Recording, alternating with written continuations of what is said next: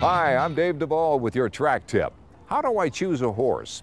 Well, you know, there are as many ways to pick a horse as there are bettors. Many bettors, especially newcomers, like to choose a horse based on how it looks or use a special combination of numbers. It's a little like playing the lottery. Handicapping is more a study of the horse as a puzzle. The past performances, race conditions, the horse's breeding, the rider, the trainer, and any other factor that will improve the odds of picking a winner.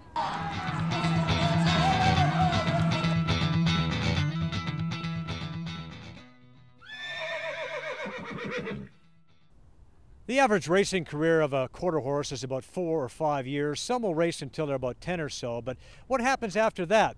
Well, some of these horses still have lots of gusto left, as we found out. The Ontario Quarter Horse Racing Industry Development Program has introduced a bonus system.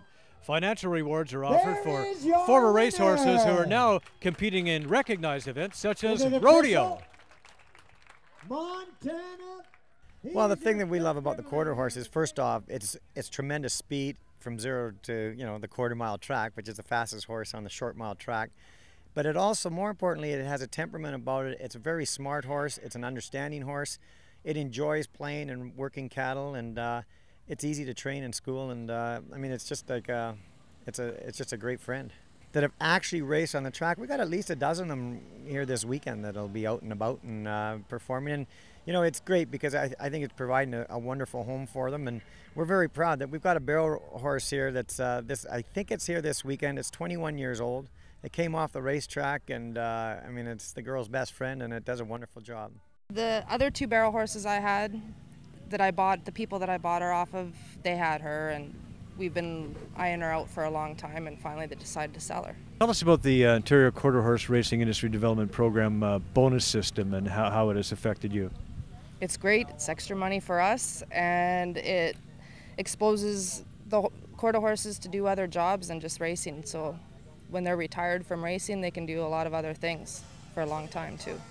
Well, they all know how to run already, so all you got to teach them is basic foundation, turning, and getting a good handle on them. So you don't have to teach the running part. They already know that. It's just getting them to get all the other things that you need to learn in barrel racing for a horse. Dolly has put me in the Dodge finals last year and got me to the Royal and the MBHA finals, our first year together last year. Dolly's racing name was Dash Down Under. She raced at Ajax Downs until she was 4. That was a while ago, but she can still move. She's probably one of the fastest horses I've ever been on, and she can turn. She can shut her speed down and just turn in a drop of a hat. She's very athletic. Oh, she's just the bomb. I love her. I love her to pieces. R.G. Grande also left the racetrack when he was 4. That was 13 years ago, and he's still going strong.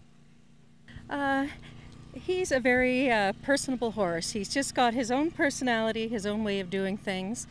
I think he could charm the leaves off the trees. He's just a very kind, sweet, lovable creature.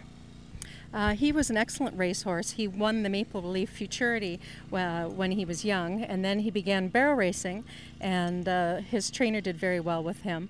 When I bought him, he was a lot of horse for me, a very fast, very powerful horse.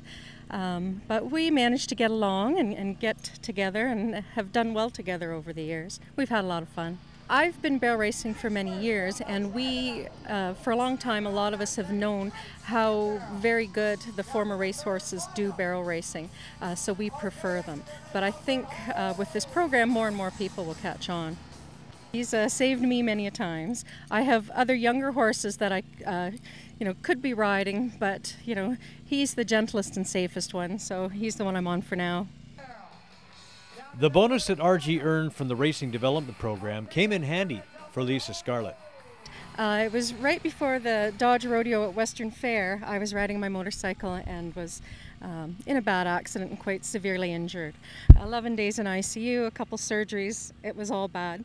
In November, by that time, I had gotten home and, wasn't feeling good. And when the bonus check came in the mail, it was almost $900. And it was just a wonderful thrill to me. It was just like a surprise Christmas. And certainly it was the best thing that happened to me last fall after that accident. There certainly is a correlation between quarter horse racing and rodeo. In fact, Shorty Legs, also known as Randy McMillan, is also a trainer at Ajax Downs. Randy? That's correct. And how long have you been training horses? Oh, I've been training horses all my life, but I just got into the quarter horse game about the spring, and I'm having the best time of my life. It's amazing. Tell us about training and horses and rodeo. What's the correlation here? Well, a lot of our horses from the rodeo are retired race horses because the quarter horses have the speed and agility. So when they're done their race careers, they end up as barrel horses or steer wrestling horses or rope horses. And it's really nice to see them get to do something else. And have you got some favorites here? Oh, I got lots of favorites. Yeah, one little horse we call Russell, that the one girl carries the flag. I love that little horse. One of the horses that you have had association with is a former solid racehorse that became a great barrel rider and is now a broodmare. Talk to us about that. Oh yeah, she's a great horse. She had an amazing race career, and then she was bought by a girl named Lisa Taylor. And Lisa went on and won St. Teats Rodeo, which is the second biggest rodeo in Canada and one of the biggest IPA rodeos in North America. And she won that twice. And then when Lisa retired the horse, she came back to us, and she's now a broodmare in our broodmare stable. And her name is Mistress of the Night, and she's special. She's very special. She's one of the most prettiest horses you've ever seen. I think we could put her on the track tomorrow and she'd win again. How old is she? I think she's about maybe 11 or 12. Now, how did you become a rodeo clown? I was a professional bull rider for a long time, and when I retired, they asked me if I wanted to put on some makeup. I don't know how I became a rodeo clown. You seem to enjoy your work, though. It's a great job. I'm lucky to get to do it. Yeah. You have a lot of fun out there. Yeah, I do. Yeah, I do. I have a great time. I don't know how I got so lucky to get to do this. So I have two greatest jobs in the world.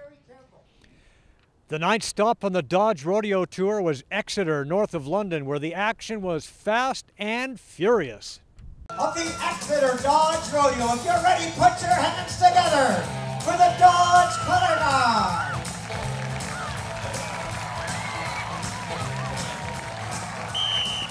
The weather was perfect, the stands were jam-packed, and the competition was riveting. Miles Houston of Michigan stepped across the border to dominate in Saddle Bronc. This effort on Black Sunday was good for 72 points. A full quality field for pole bending, and Justine Gordon, a former national champion, had the quickest time, 22.79 seconds. The barrels featured two former quarter horses from the racetrack, who both cracked the top 5, Lisa Scarlett and R.G. Grandy, and Natalie McMullen and Dash Down Under. The event was won by Barb Parsons Miller, who rode Smoke to a time of 16.6 seconds. Carson Robertson took the junior barrels with a time of 17.2. It's been called the most dangerous sport in the world, and the stock was in a nasty, foul mood in bull riding. Only a few riders were able to stay aboard for the full 8 seconds. But Joe Dog Shaw was able to hang on to Prankster to capture the title with 69 points.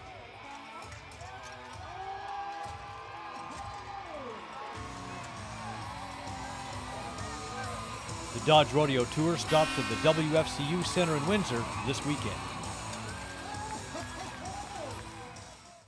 Coming up, an exciting weekend ahead at Ajax Downs, and Peter has something to say.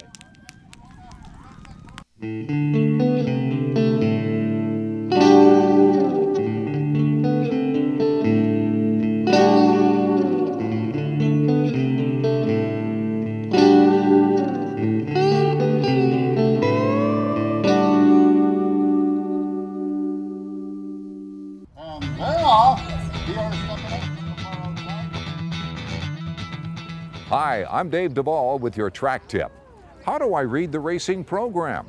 Well, the first thing to remember is that a win is a win.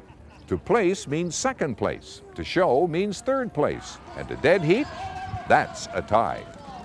In the racing program, look for the money line, the horse's number of starts, wins, places, shows, And look at the purse money as well.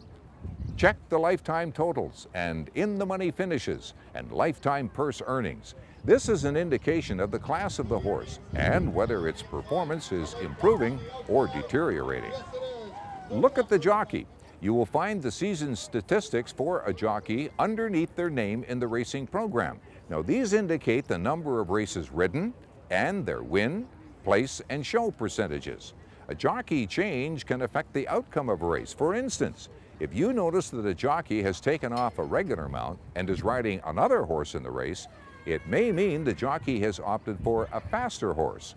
Or, well, there is an or, it may mean the trainer has opted to change the jockey.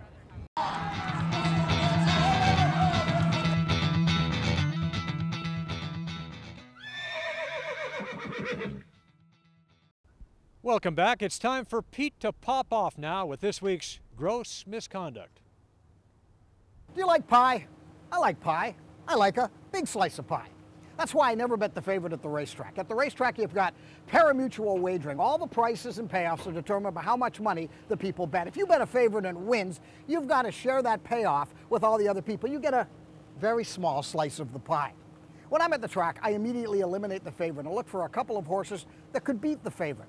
A lot of stuff happens in a horse race. The favorite could stumble coming out of the gate. The favorite could get bumped by another horse. The jockey could make a bad decision. Maybe there's a couple horses in the race about to run their fastest races.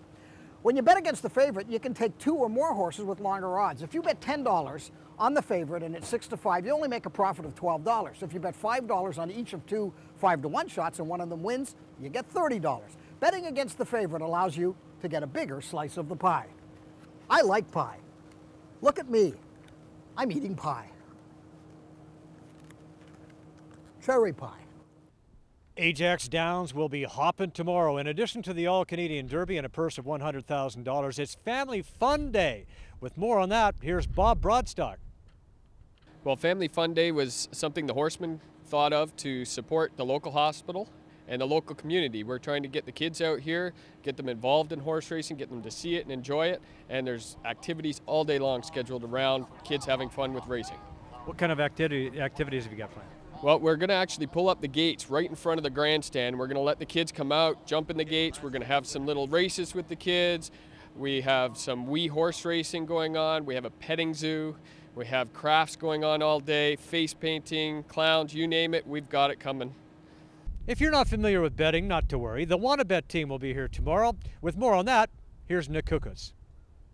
Well, the Wanna Bet program is really an educational tool, and what we do is we bring professionals in here to help novice bettors, or people who have never even bet before, forget about novice bettors, and show them how to bet on horse racing and what to look for in a racing program and how to make the bet. And we try to make it less intimidating to the public. What we're really trying to do, Joe, is we're really trying to make it an experience where you don't have to be intimidated in any way. So when a person comes to a racetrack, they don't have to fear, oh, what do I do right now? And what we do is we walk through the person who's never been to a racetrack with a Wanna Bet representative. So they're a customer service person. Well, that does it for this week's show. Thanks for joining us. Coming up next week, we've got highlights of the All-Canadian Derby, and we'll meet Canada's most successful owner. For Peter Gross and all of us here at the Full Quarter, I'm Joe Tilley. Enjoy your day.